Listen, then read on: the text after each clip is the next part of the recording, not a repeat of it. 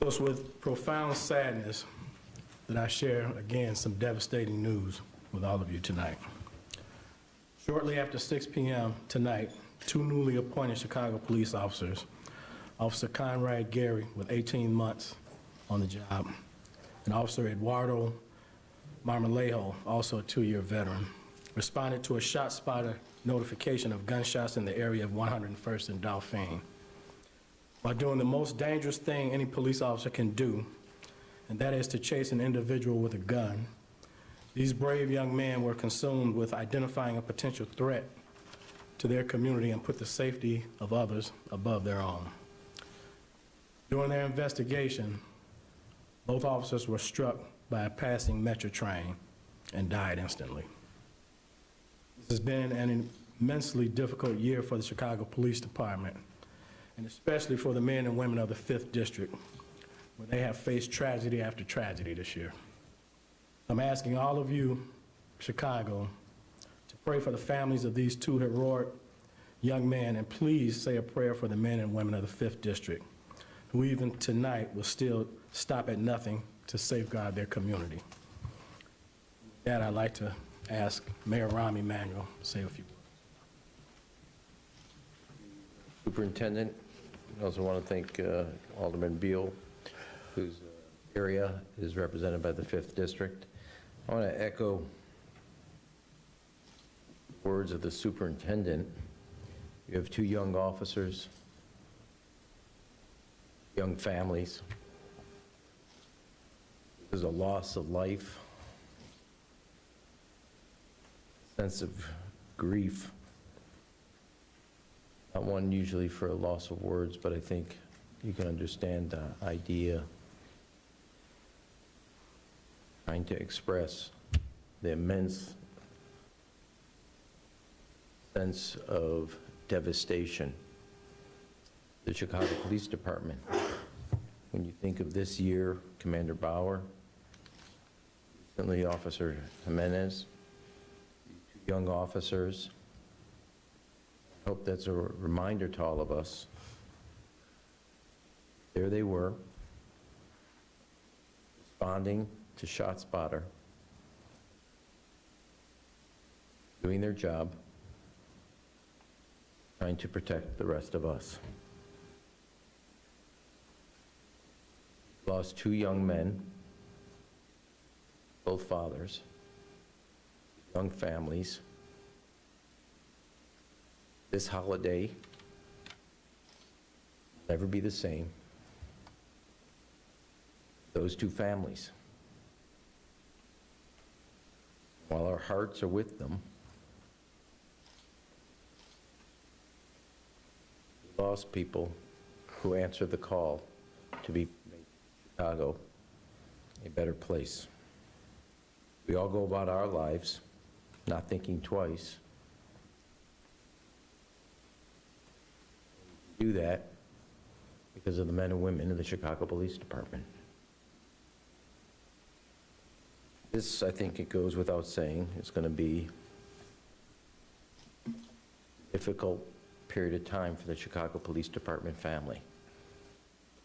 We as a city have to measure up and remind them that they're part of our family. I will tell you, having talked to one of the family members with the superintendent, there are no words that can express the grief, the sense of loss. It just knocks you back on your heels.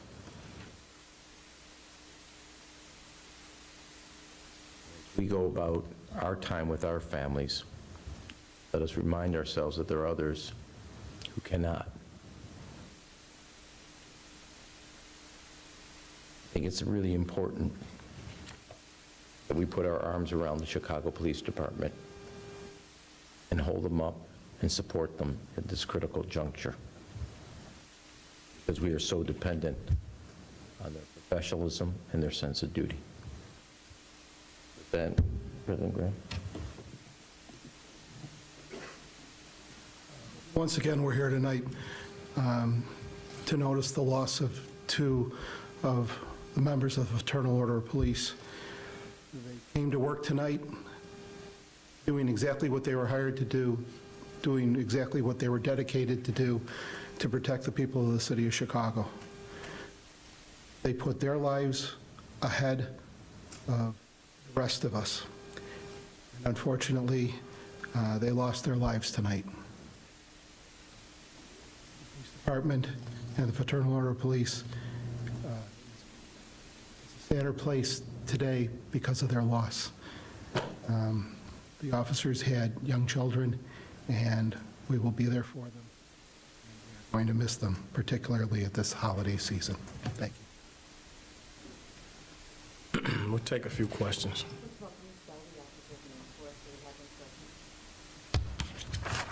Eduardo Marmolejo, Eduardo, last name Marmolejo, Marmolejo. Officer Conrad Gary, Conrad, last name Gary, Gary. 30, Marmolejo is 37, and Gary is 31. And you said both about 2 years, year and a half, 2 years? Yeah, Gary had 18 months, and Marmolejo 2.5 years. And were they partners? They were partners tonight. I'm not sure if they were regular partners or not. So, let me ask you, if you can give us an insight into when you received your phone call and found out that 2 of your officers had been killed, what did you say? What went through your mind? Shock. I mean, just, here we are again, and it just highlights again how dangerous this job can be. You know, I often say that the most dangerous thing a police officer can do is take a weapon off of an armed individual, and that's what they were doing, you know, with no regard for their own safety. So it's shock, dismay.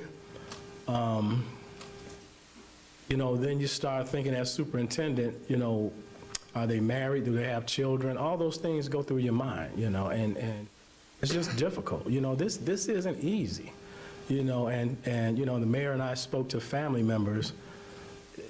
It's not easy. It's just not. That's the human part of this job. Well, unfortunately, we swear that oath, put on that uniform, we know that's a possibility.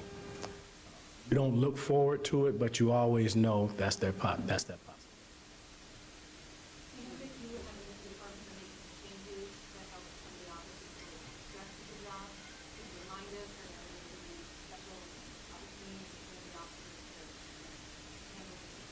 Well, we've already dispatched chaplains, EAP, employee assistants, over to the 5th District. And again, please, just keep in mind, the 5th District has had to deal with tragedy after tragedy this year, you know, including officer suicides. And, you know, you start to wonder to yourself, how much can they take? But I will tell you this, though, the resolve of Chicago police officers always amazes me, because I guarantee you, we're going to have EAP over there in the chaplains to talk to that midnight roll call, but you know what they're going to do? They're going to strap up, put their uniforms on, and go out there again tonight to keep this city safe. So as much as this hurts, I'm still immensely proud of them that they can continue on. They'll be hurting, but they'll still do the job that they swore an oath to do.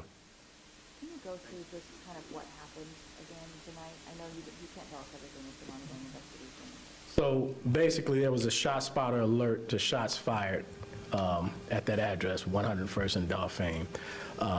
The individual made his way up to the Metro tracks at 103rd and Cottage Grove.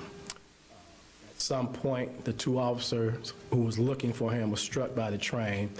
That subject was ultimately taken in custody and a weapon recovered. So, but it's still in the preliminary stages. So we'll put out more information as we get it. Do we know who he was firing at? No, not at this point. And was the train just going so fast? Or didn't Yeah, you know, those trains, there was no stop at that location, so the train was probably going somewhere between 60 and 70 miles an hour. Thank you all.